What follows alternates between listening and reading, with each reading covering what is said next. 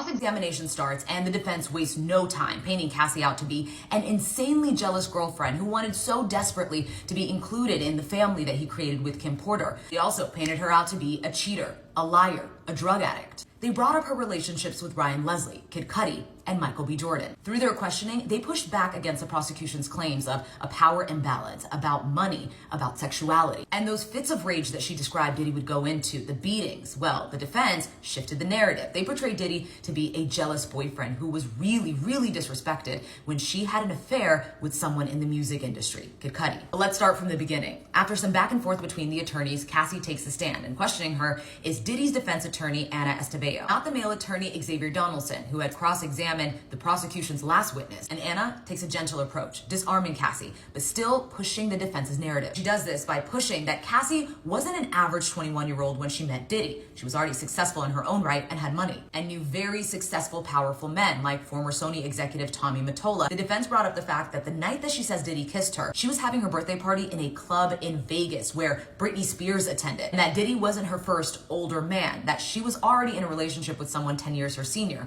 her music producer, Ryan Leslie. And it was starting with that relationship with Ryan Leslie that they outlined a pattern of Cassie's infidelity. They also started to question if she was really introduced to the idea of blowjobs at the age of 21, but then started backpedaling. I do want to point out something that I do think is important, which is 8 out of the 12 jury members are men, only 4 women. Cheating and jealousy were the main topics during Cassie's cross-examination, and the defense wanted to convince jurors that Cassie is no angel. Cassie testified that when she was 18 years old, she was dating music producer Ryan Leslie, who at the time was 10 years her senior. He discovered her, introduced her to Tommy Mottola, and wrote and produced her hit song Me and You. He also introduced her to Diddy, who then signed her to Bad Boy Records. And she was still dating Ryan Leslie when things went from platonic to romantic with Diddy. The defense stated that Cassie and Diddy's relationship was complicated from the very beginning because she was still dating Ryan Leslie, and then they asked her if it was also complicated because he was still dating Kim Porter, but she said she didn't know if the two still had a relationship at the time. And the defense used this to show that yes, Diddy was far from faithful, and that made her insanely jealous. Now, that word is important because she actually used it during direct questioning, that she was insanely jealous, and Diddy's defense attorney kept repeating that to describe her. But they also wanted to show that she too would step out on Diddy, and that she would lie to him about it.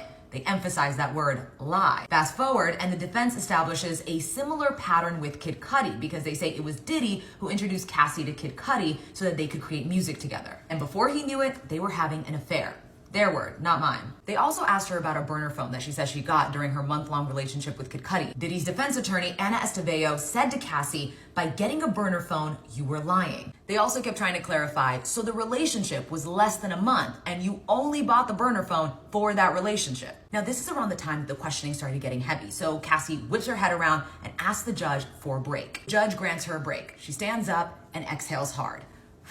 When Cassie returns to the stand, she's wondering, where were we? And the defense attorney quickly reminds her, we were talking about your affair. And then she goes on to say, you were keeping secrets. What the fuck? Did he like to get what rubbed on him? Like, he liked...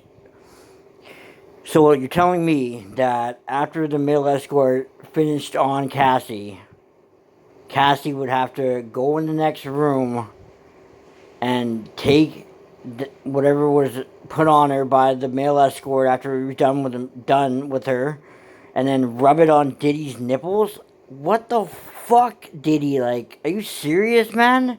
And then he wants to go into, like, exact detail about how the D was, how everything, like, felt, how big was it, like, how did you like it, what was going through your head? Like, this guy wanted a fucking Wikipedia, fucking,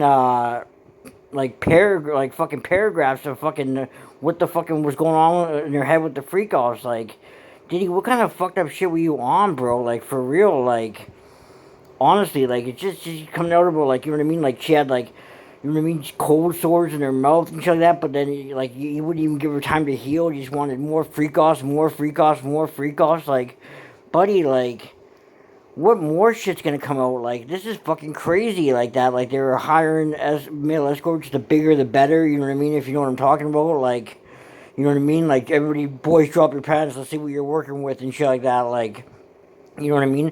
And some shit's kind of making Cassie seem complicit in some of it, shit like that, but, like, a lot of it is just, like, it sounds like Diddy just being a manipulative, sick fuck, man. Like, who, like, you like to have, man gravy rubbed on your nipples that was just rubbed on your girl? like after a male escort just had SEX with her. Like, are you serious, man? Like, what kind of fucked up shit's going on in your head, Diddy? Like, you must have had like a fucked up childhood or something like that, bro. Like, honestly, like I don't know if you feel sorry for you or just puke thinking about like how sick of a deviant of a scumbag you are, man. Like, you know what I mean? Like, I don't know, but the prosecution's definitely trying to paint a picture of how devious this fucking guy is, man. Like, and it's definitely working. Like, let me know what you guys think in the comment section. Like, is that one of the craziest shit you guys ever heard? The man gravy being rubbed on Diddy's nipples? Like, what the fuck?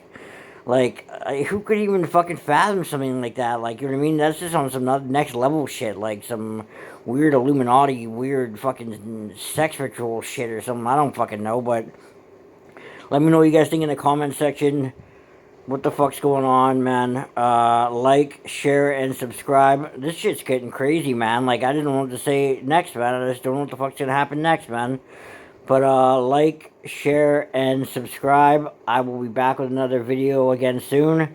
Everybody, take care, and, yeah, take care. Bye.